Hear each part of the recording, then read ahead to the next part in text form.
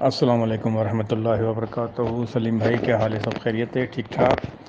جی سلیم بھائی، آپ نے جو یہ کیلکولیشن کی ہے، بالکل آپ نے صحیح پوائنٹس نوٹ کیے ہیں۔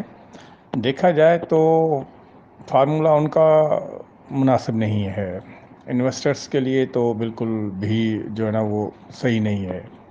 نیٹ ورک کر جو ہے اس کے لیے جو بھی ہے ہو سکتا ہے اس کے فوائد میں ہو، جو فرسٹ لیول کے اوپر اتنے 40-45 لاکھ روپے ہونے چاہیے، یہ عجیب سی یہ کنڈیشن ہے، سمجھ سے باہر ہے۔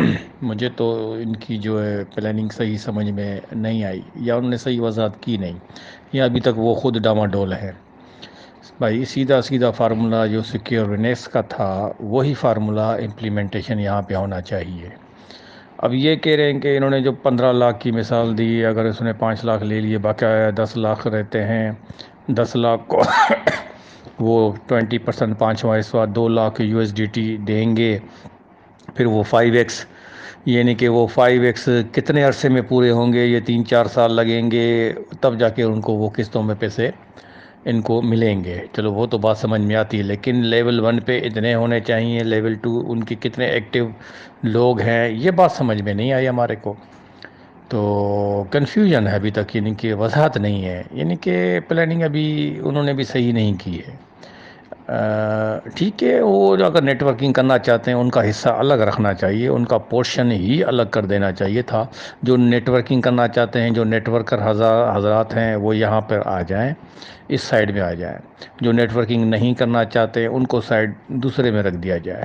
ان کا الگ فارمولا لگانا چاہیے، ان کا الگ فارمولا لگانا چاہیے۔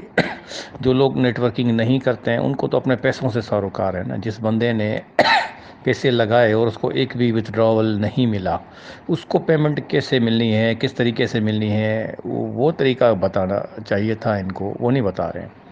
لیول 1 پہ اتنا ہونا چاہیے۔ اب یہ کس کے بارے میں بات کر رہے ہیں؟ تو لیول 1، لیول 2، لیول 3، یہ تو لیول 7 تک تو یہ تو نیٹ ورکر جو لیڈر ہوتے ہیں، مجھے تو لگتا ہے یہ لیڈروں کو جو پرانے جو ٹاپ کے جو لیڈر ہیں ان کو نوازنے کے لیے، ان کے بینیفٹ میں انہوں نے چیزیں دی ہیں۔ متاثرین کے لیے تو مجھے کسی بھی اینگل سے لگ نہیں رہا ہے۔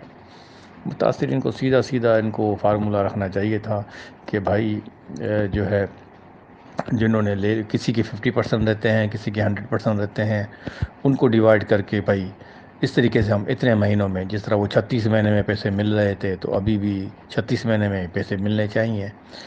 شرط صرف انہوں نے رکھی ہے کہ بھائی وہ کچھ پیسے لینا چاہ رہے ہیں، $50 یا $100، وہاں پہ بیس ہے کہ وہ $50 یا $100 کیوں لے رہے ہیں، کس مد میں لے رہے ہیں، آخر لینے کا مقصد کیا ہے؟